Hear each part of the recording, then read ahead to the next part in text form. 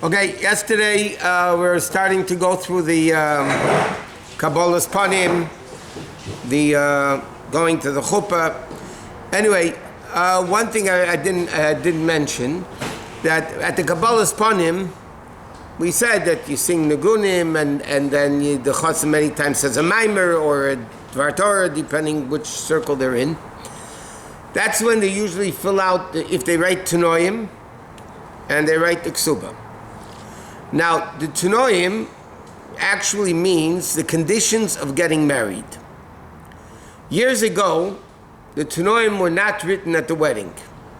When they got engaged, in fact, it was called in the olden days, they made a Tanoim. After they got engaged, the day or so after, they made Tanoim. Then it became called a L'chaim, or a Vart. Why was it called Tanoim? At that time, Taka, they would write up a document called the Tanoim. Tanoim means tonight, the conditions of the marriage. What both sides obligate themselves to for the sake of the marriage. That is, in other Hasidic circles, they write Tanoim earlier at the time they get engaged. In our circles and many other circles, most circles today, they write it at the time of the chuppah, right before the chuppah.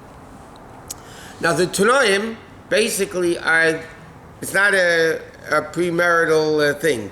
It's a conditions of getting married. As soon as the chuppah happens, that document is completely null and void.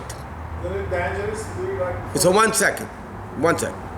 Why don't we do it earlier? So because it says in Sfarim that if you write Tanoim, it's better, and then they break up the engagement, break off the engagement. According to halacha, would it be better for them to get married and get a get than break Tanoim? That's how powerful Tanoim are. Why? Because it's a condition, a written document with a kinyan and everything that they're going to get married. And you're breaking that condition. What if it's verbal? One second. No, I'm saying the Tanoim are a written document with two Eidim, with guarantors. In our circles, other Tanoim are very simple. We use the Tanoim that the Rabbeim used. So there's a guarantor for the side of the Chosim, there's a guarantor for the side of the Kala, and then, you do the various different Kinyanim. So because of that, we don't make Tanoim earlier, because God forbid, if the engagement is broken, it's terrible. So therefore we write it, but there's still a spiritual aspect of writing Tanoim. There's a spiritual aspect of it. The ruchniistic aspect. So we do it right before the chuppah. Because by then, hopefully, they're not breaking it off between the two. And 20 minutes later when they're going to the chuppah. So the custom is, at the Kabbalah's Panim, first you fill out the Tanoim. This is what we do. You fill out the Tanoim first, because that's the earlier document. And then you write the Ksuba. Now the custom is, at the Kabbalah's Panim, you read the Tanoim. You read the Tanoim, and then the two mothers come and break a plate. Both mothers come and they break a plate, and Mazel Tov and the whole thing. Then the Chassan says the Maimer, whatever it is, and then you go to Badakanish, like we learned, you go cover the bride, and then the parents or grandparents give, From today's Torah portion, the Badakanish? Badakanish, the source of Badakanish is from today's Parsha. She took the veil and covered herself. Yeah. But in the Maim of L'Chodoidi, discusses that this is the Yichud Chitzaini, the external unity, which brings to the internal unity. It's a whole thing. Okay, then when you go to Badakanish, we said the two fathers. Okay, and we go with Alter Rebbe's Niggun. We mentioned yesterday, we go very seriously. Now, after Kabbalah's Panim, then we said yesterday, the Chosin gets dressed, the Kala gets ready to go to the wedding. Now, the way it's supposed to be halachically, the Chosin comes in first with his Shushvinin, as they're called, entourage, and then the Kala comes in. Now, I must say that this whole thing of everybody walking down the aisle, this, and the flower girls, and the ring boys, and this and that, is completely a goyish minig. Completely a goyish minig. It is. It's really a goyish minig. But in Yiddish, from Yiddish weddings, the chosin comes in. Now, in many places, most places, by the way, the parents of the chosin, father and mother of the chosin, walk the chosin in. Father and mother of the kala walk the kala in. In our circles, officially, the two fathers walk down the chosin, the two mothers walk down the kala. Lately, it started this thing, even in Chabad, that the parents walk down the kids, but it's not officially our minig. In Bais Din, by the Rebbeim, they did do that, but that's their business. What they do is not our business. But officially, the Rebbe writes, the minig is that the two fathers bring the chosin in. So the way it works like this: the two fathers, again, all without the Rebbe's niggin, the two fathers bring the chosin in under the chuppah. And our custom is the chosin faces east. No matter whether it's the people, not the people, back or front, the chosin faces east. Mizrach. At this time he's fasting. At this time he's still fasting. In Europe they were facing west, though, right? Wherever it was, you face Yerushalayim. In our circles, it's east. Okay, you face east. And then the kala with the two mothers, and usually the babis, the grandmothers and the grandfather walk behind them. Now only two, no more. They can walk behind them, but not together with them. It should only be two, and I'll explain why that is in a second. And then, in most places, no, they're different customs. Some places, when the kala comes in, only she walks around the chosin 7 times. In many, many frum places, the two mothers walk around the 7 times. Just the two mothers and the kala. No male going around. In our circles, everybody goes. The parents, both sets of parents. If they're grandparents, grandparents. If they're great-grandparents, great-grandparents. Whatever. Sometimes I did chuppah sometimes with 4 sets of grandparents. One more second. And if it's a small chuppah, you have mamash a traffic jam. No, nobody's moving. You have to keep saying, "Go, move, move." There's nowhere to move. And in our circles, they all walk around 7 times. Okay, the kala is being held by the two mothers, and then followed, depending how the setup is, and the chosin's parents go, and then the grandparents go. Under the chuppah. Under the chuppah, they're walking around 7 times. When and where did it start, this custom? Hundreds and hundreds and hundreds of years ago. In Yiddish Shemitic, for all the generations. I don't know where it And the began. groom is in the center. Huh? When they're walking. The groom is in the center, and everybody's walking around him. What does that mean? It's a connection of all 7 days of the week, of all 7 spheres. They're becoming interconnected in all 7 spheres. Isn't it breaking down the walls, like barriers? That's why you don't have walls by a chuppah. But so then, the kala ends up on the chosin's right, but they're both facing east. They're not facing the people. Sometimes it depends where the chuppah is, right? It could be sometimes the people, sometimes the opposite side of the people, sometimes it's whatever. But, you face east. And then you start the chuppah process. Not that the chuppah is over, they're going around, it's over. Kala's on the right side of the chosin. And then the first thing you do at the wedding is Baruch Haba. Now, in many circles, when the chosin comes in, they sing Baruch Haba, when he's walking in. When the kala comes in, they're singing Mi Bonsa, which is another thing for the kala. In our circles, we don't sing anything when they come in except the Alter Rebbe's niggin. After the circle 7 times, then you invite somebody to sing the Miyadir. Miyadir al-Kohu. It's basically the 4 letters of the Allah base. Okay? Miyadir al-Kohu, Mi Baruch al-Kohu, Mi Gadol al-Kohu, Mi Dog al-Kohu, Yivarech es-Chosin es-Hakala. So that is the Miyadir. Then, in our circles, we read the Rebbe's letter.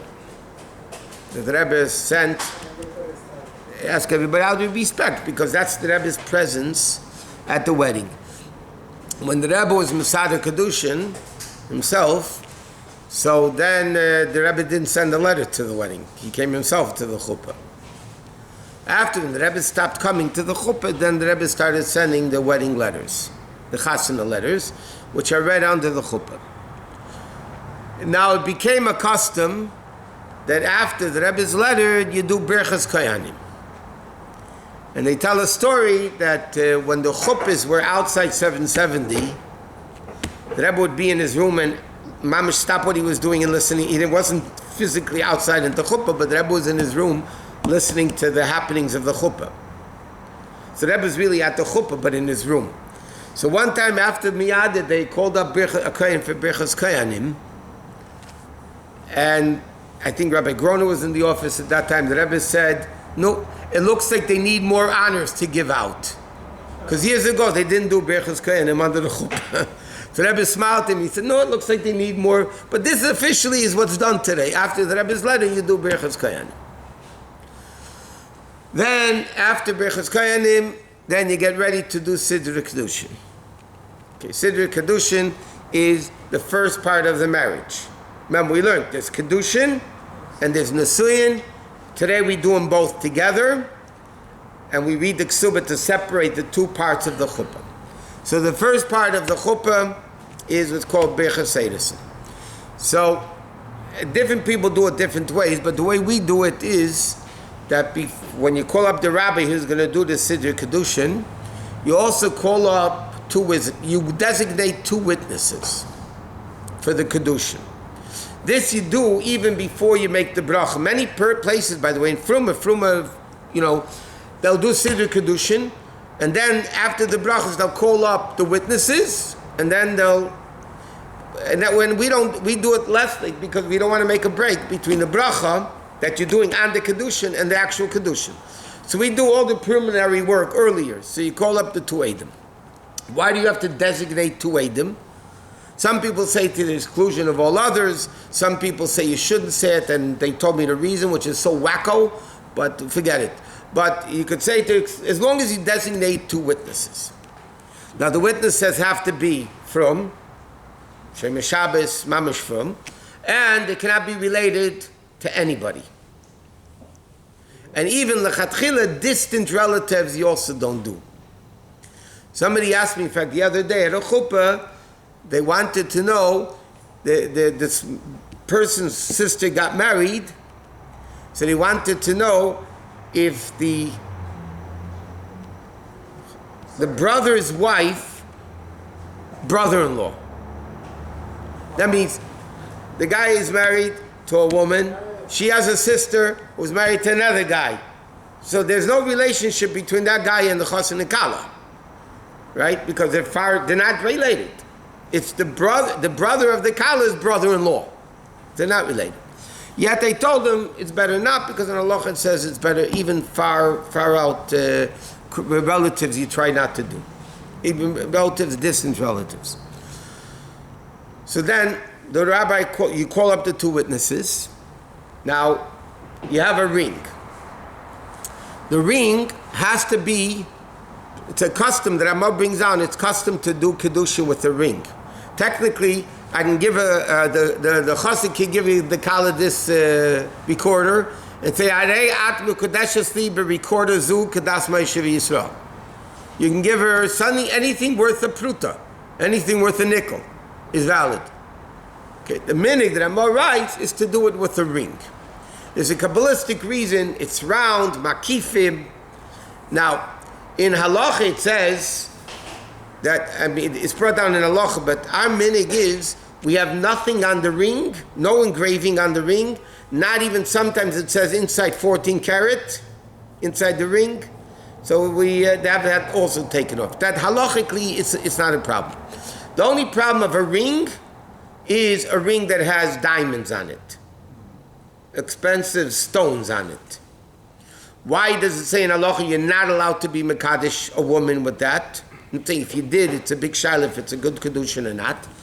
Because if you give her a diamond ring for kedushin, you say, but it's a diamond ring, the woman looking at the stone might think, oh wow, this is worth $1,000.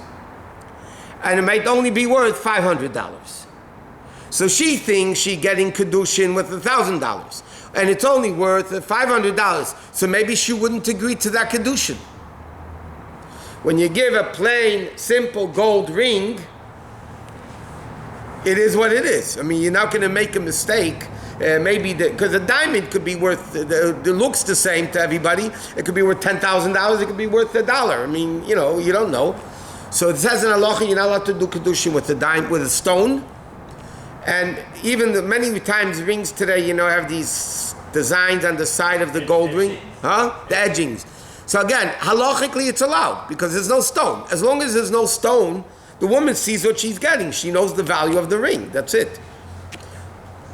Our custom is mamish to do a plain, simple gold ring, and that's it.